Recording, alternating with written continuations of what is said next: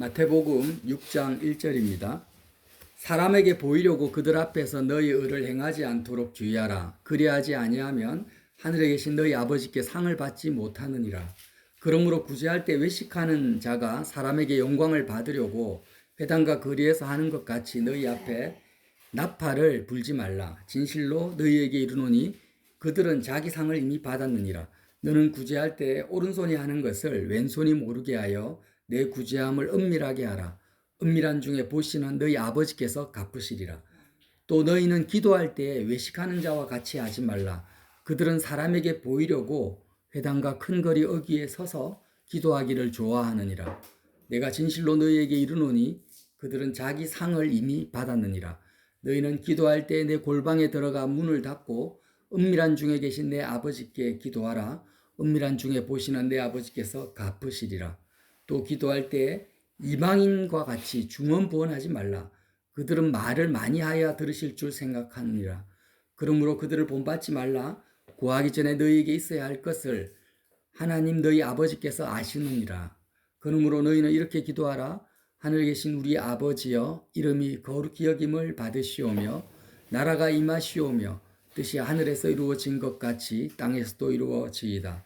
오늘 우리에게 일용할 양식을 주시옵고 우리가 우리에게 죄 지은 자를 사하여 준 것 같이 우리 죄를 사하여 주시옵고 우리를 시험에 들게 하지 마시옵고 다만 악에서 구하시옵소서. 나라와 권세와 영광이 아버지께 영원히 있사옵나이다. 아멘.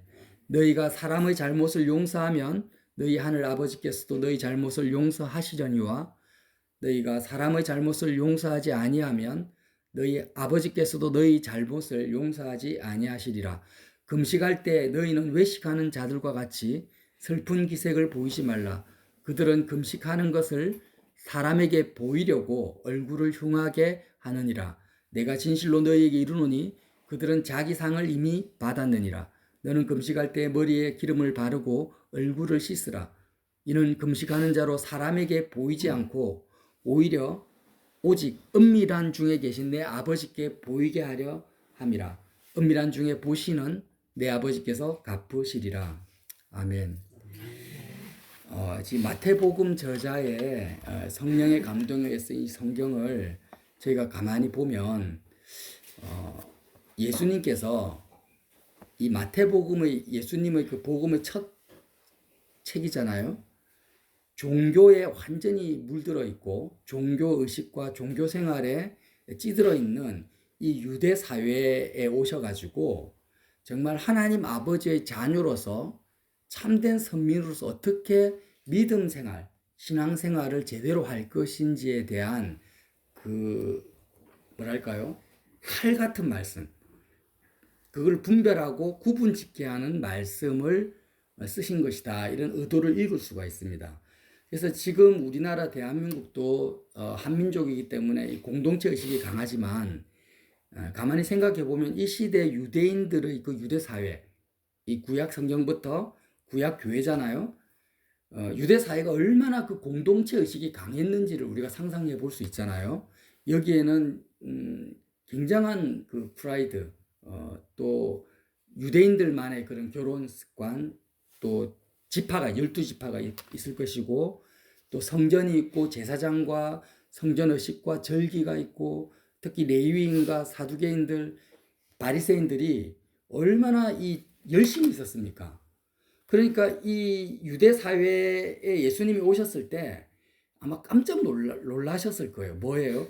너무나 이 사람들이 이 진정한 하나님과의 인격적 관계와 교제가 아니라 종교 의식에 찌들어 있는 이들의 그 모습을 보면서 예수님의 마음은 이제 정말 진심으로 하나님 아버지를 제대로 믿게 하려면 너희에게 필요한 것은 이것이다. 이 영역 아주 그냥 포인트를 탁 집어가지고 이 영역에 있어서 반드시 주의해야만이 종교에서 실질적인 믿음으로 바뀔 수가 있다. 실질적인 하나님과의 인격적 관계로 넘어올 수 있다라고 이렇게 지적하시고 말씀하시는 내용이었다라는 거죠. 근데 그것이 뭡니까? 포인트가 6절 보니까 6장 1절에 사람에게 보이려고 그들 앞에서 너희 의를 행하지 마라. 어떻게 하라고요? 4절에 보면 은밀하게 하라. 은밀한 중에 보시는 너희 아버지께서 갚으시리라. 이게 구제나 기도나 금식이나 전부 하나님 아버지와의 관계 속에 필요한 그런 행위들인데, 너희가 하나님을 정말 제대로 믿고 하나님과의 관계를 가지려면 이 은밀한 중에라는 말씀이 6번이나 반복이 되거든요. 예수님이 지금 강조하시고자 하는 것은 하나님 아버지와 너의 관계는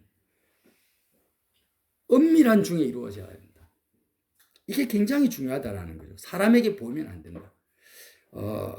이 지금 현대 사회에 있어서 지금 우리나라 같은 경우도 제가 잠시 찾아보니까 이 고독사 하는 그 인구가 한 1년에 3,660명이 넘더라고요. 고독사라는 것은 사람이 죽었는데 시신이 발견이 안 되고 나중에 발견되는 경우라는 거죠. 그만큼 인구가 많고 이렇게 서로 교통을 하는 것 같지만 사실 그렇지가 못하고, 우리나라만 해도 그 낙심하거나 우울해서 이야기 상대가 필요한 그런 사람들, 본인 스스로 느끼기에 내가 너무 외롭다, 내가 너무 우울하다, 누가 나에게 좀 와서 내 이야기 상대가 돼줬으면 좋겠다라고 느끼는 사람이 1,450만 명, 우리 인구의 한 40% 정도 가까이 되는 거예요.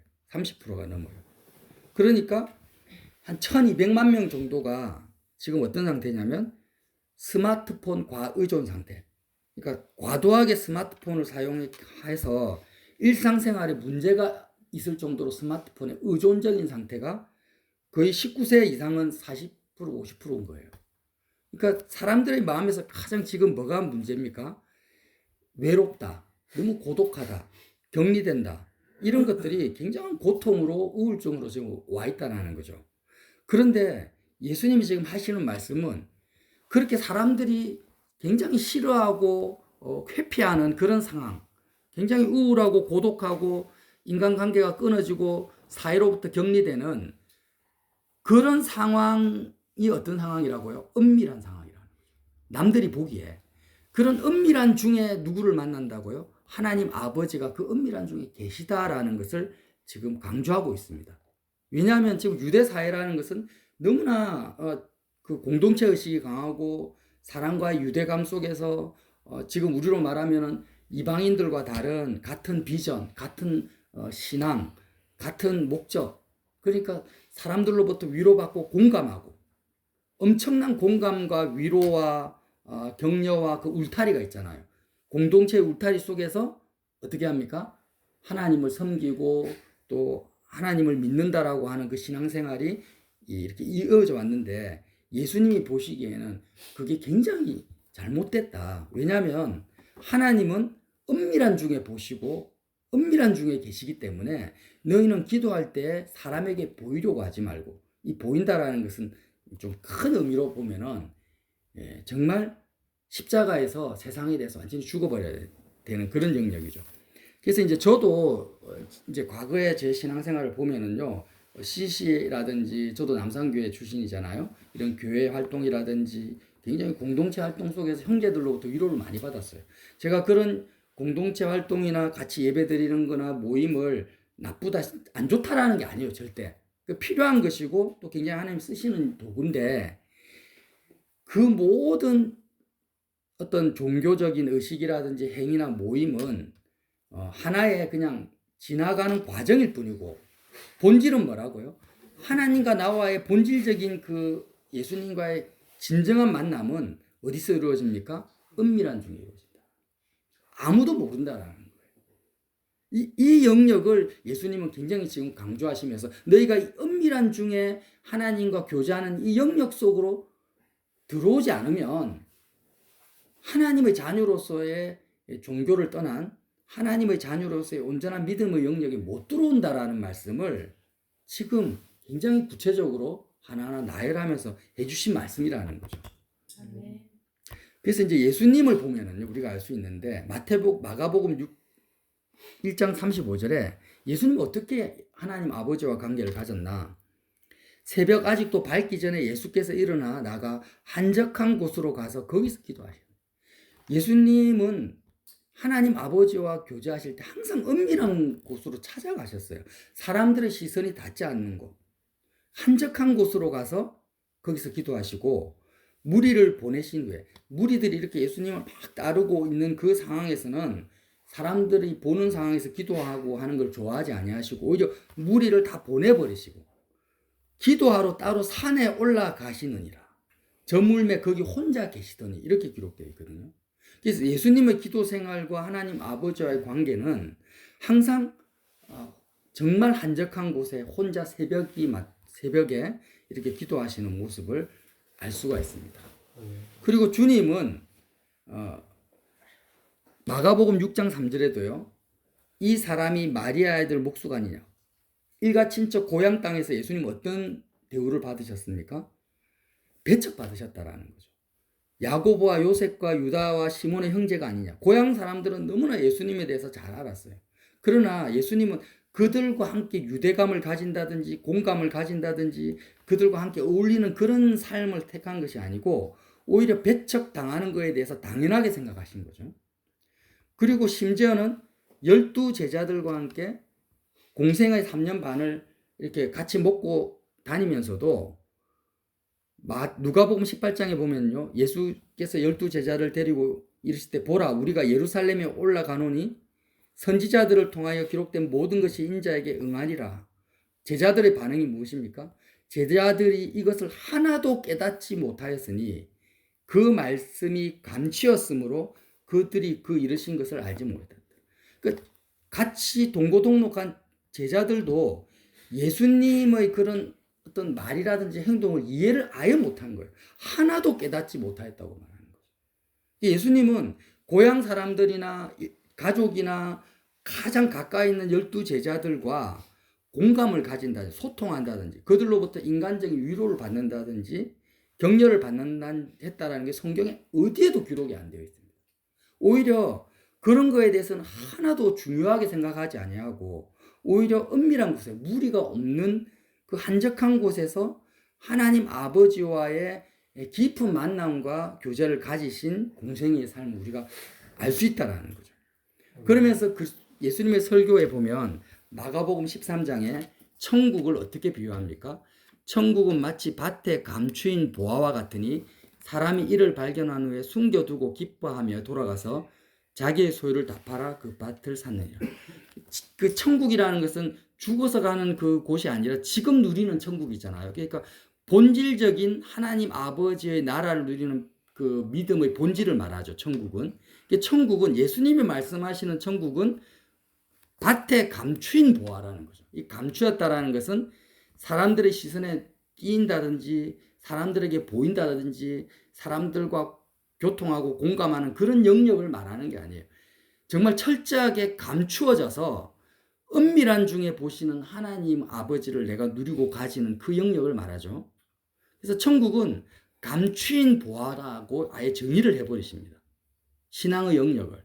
이 감추인 보화이기 때문에 사람이 이를 발견한 후에는 어떻게 합니까? 그 감추인 보화를 드러내가지고 사람들한테 자랑하거나 공유하는 것이 아니고 감추인 보화를 발견했는데 발견한 후에 숨겨둬요. 오히려 사람들이 찾지 못하도록 더 숨겨두고 혼자 기뻐하는 거예요. 숨겨두고 기뻐하며 돌아가서 자기 소유를 다 팔아서 그 보화를 얻기까지 계속해서 숨겨두는 거죠. 이것을 천국이라고 예수님이 말씀하신 거죠. 그래서 이제 우리가 성경의 인물들을 보면은요, 알 수가 있습니다. 이 아브라함도 하나님이 첫 번째 아브라함을 부르실 때 어떻게 합니까? 고향 땅을 떠나라. 갈대아 우르 땅을 떠나라.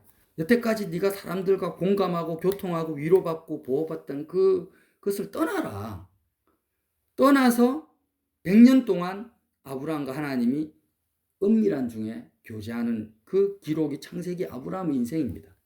모세는 어떻습니까? 애굽 땅에서 왕자로서 선민 이스라엘을 대표해서 그렇게 살았죠.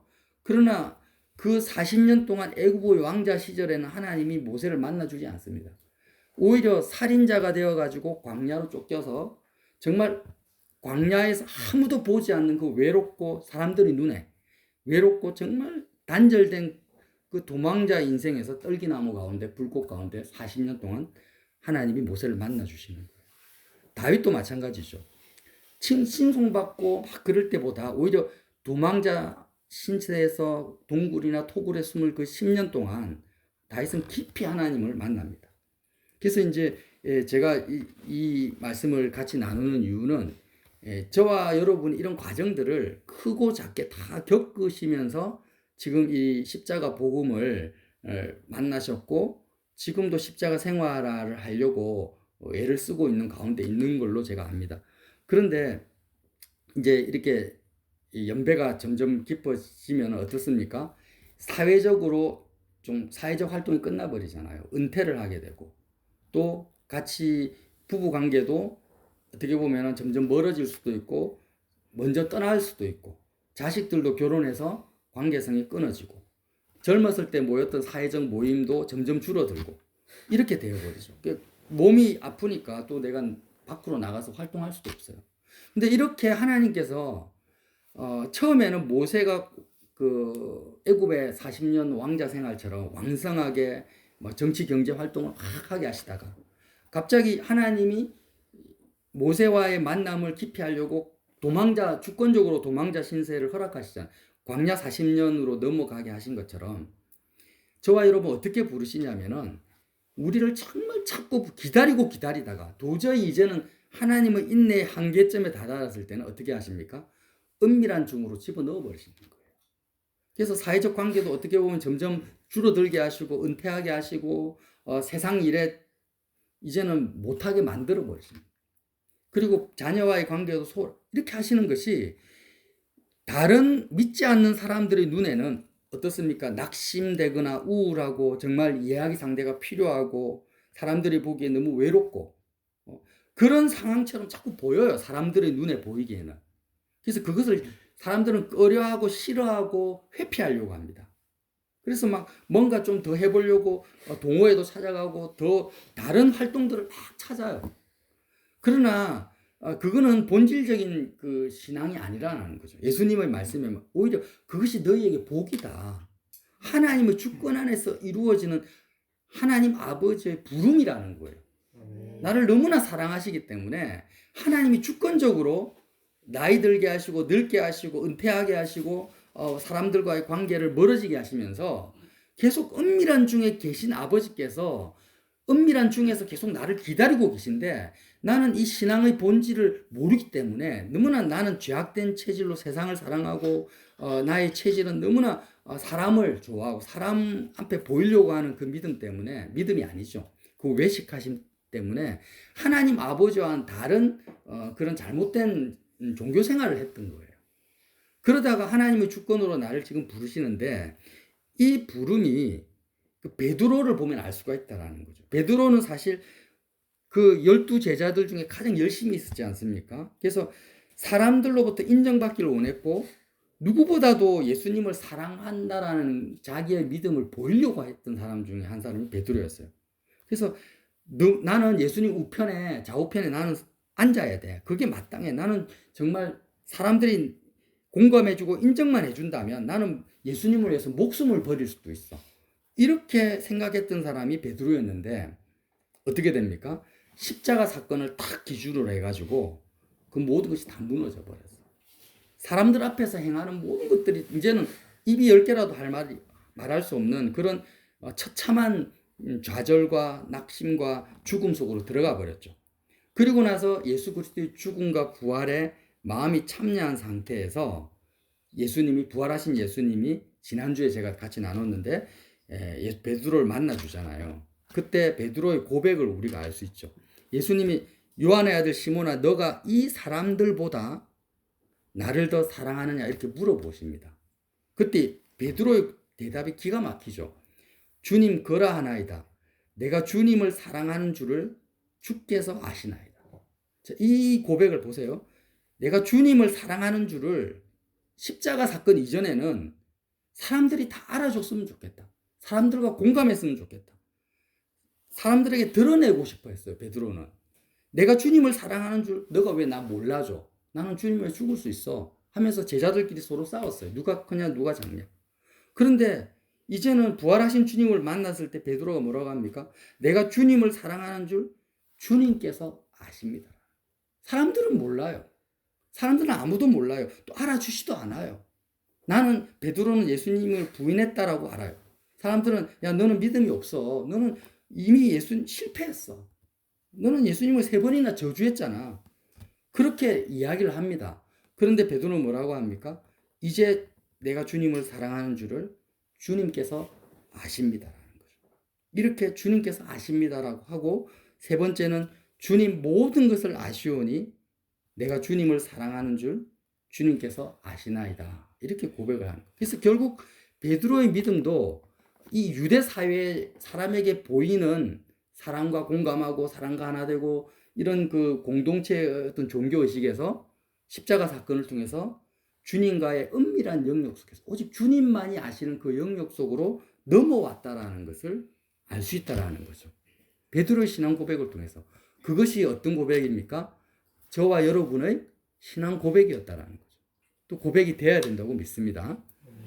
그래서 이제 말씀을 이제 정리하면은요. 에베소서 5장 31절에 바울께서 사람이 부모를 떠나 그 아내와 합하여 그 둘이 한 몸이 될지니 이 비밀이 크도다. 나는 그리스도와 교회에 대해서 말하노라. 이 결혼의 비밀이라는 것을 말씀하시는데, 이 부모라는 것은 꼭 나를 낳아주신 부모만을 말하는 게 아니죠. 내가 지금 나의 신랑 되신 예수님과 온전한 연합을 이루기 전에 가졌던 가장 친밀한 이 땅에서의 인간관계를 대표합니다. 이 부모라는 것은. 그래서 그리스도와 교회에 대한 비밀은 뭐냐면, 저와 여러분이 교회잖아요. 각자가 교회입니다. 예수님의 신부입니다. 그러면 내가 예수님을 정말 신랑 되신 예수님과의 만남을 가지려면 전제 조건이 있다는 거죠. 부모를 떠나야 된다. 네가 이 땅에서 가졌던 모든 관계 속에서 관계에 대해서 죽어야 된다.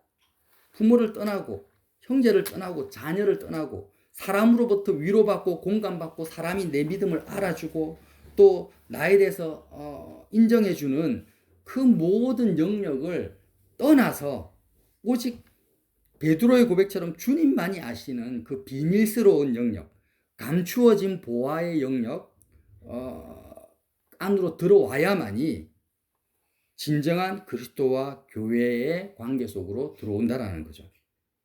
그래서 이제 말씀을 정리하면은요, 제가 저 자신에게 하는 지금 나누는 말씀이거든요. 이 동서남북 교회에 우리가 모임을 하잖아요. 모임을 하면 여태까지 우리가 가졌던 많은 성경 모임들은 사실 형제들과의 어떤 나눔의 공감이나 교제, 또 위로받고 격려하는 그런 모임들이었어요. 그러나 십자가 복음의 동서남북 교회 모임은 사람의 공감과 인정을 받는 그런 목적의 모임이 아니에요. 아니고 오히려 예수님만이 아시는 은밀한 영역 안에 더 집중하기 위해서 세상과 단절되고 오히려 예수님과 나의 은밀한 영역 속으로 더 들어가서 하나님 아버지를 더 많이 가지기 위해서 천국의 언어 체계를 연습하는 모임이죠. 그래서 내가 지금 십자가 복음 말씀을 내가 나눈다, 정리하고 나누는 거에 대해서 사람들이 많이 공감을 안 해줘도 상관이 없는 거예요. 물론 그걸 공감을 하면 더 좋죠. 더 좋은데 설사 안 해준다 할지라도 그것은 중요한 게 아니다. 아니고 정말 내가 하나님을 더 많이 가진 감추어진 보화를 캐는 모임이라는 거죠. 말씀을 하나 더 보겠습니다. 읽고 마치겠습니다. 저기 아가서 2장을 한번 찾아볼게요. 구약 성경 아가서 2장 10절 나의 사랑하는 자가 내게 말하여 이르기를 나의 사랑 내 어여쁜 자야 일어나서 함께 가자. 그러니까 솔로몬과 술람미 여인의 말씀이지만 동시에 예수님이 우리에게 지금 하시는 말씀이잖아요. 자, 내 사랑하는 내 어여쁜 자야, 지금 내가 너와 1대1로 정말 만나서 이제 진정한 믿음의 세계, 진정한 종교가 아니라 진짜 믿음의 영역 속으로 내가 함께 가자라는 거예요. 그래서 11절에 보면 겨울도 지나고 비도 그쳤고 지면에는 꽃이 피고 새가 노래할 때가 이르렀는데 정말 이제는 때가 됐다. 내가 이때까지 너를 기다렸다. 근데 너는 계속해서 은밀한 그 중으로 너가 들어오지 않고 은밀한 걸 오래 회피하고 살았지만 이제 너가 때가 됐다라는 거예요. 새가 노래할 때가 이르렀는데 비둘기의 소리가 우리 땅에 들리는구나. 무화과 나무에는 푸른 열매가 익었고 포도나무는 꽃을 피워 향기를 토하는구나. 나의 사랑 나의 업분 자야 일어나서 함께 가자. 14절 보세요. 바위 틈 낭떠러지 은밀한 곳에 있는 나의 비둘기야. 내가 내 얼굴을 보게 하라. 내 소리를 듣게 하라. 내 소리는 부드럽고 내 얼굴은 아름답구나. 무슨 말씀입니까? 예수님을 만나고자 하는 그 술람 여인 같은 예수 그리스도의 신부들은 어디에 있습니까? 바위 틈 낭떠러지 은밀한 곳에 있는 거예요. 그래서 사람들과의 어떤 그 사람들에게 보이고 사람들과 관계를 맺는 그 영역이 아니고 바위 틈 낭떠러지 은밀한 곳에 있는 나의 비둘기야. 그러니까 이미 예수님과의 사랑을 할 준비가 된 사람들은 은밀한 곳에 있는 거예요. 은밀한 곳에 있으면서 예수님을 기다리고 있는 거예요. 그래서 은밀한 곳에 있는 나의 비둘기야, 이제 내가 너의 얼굴을 보게 하라. 아무도 너의 얼굴을 지금 관심이 없잖아. 너의 얼굴을 보고 싶지도 않아. 또 너의 얼굴을 보지도 못해. 하지만 오직 나만이 너의 얼굴을 보게 해달라는 거죠.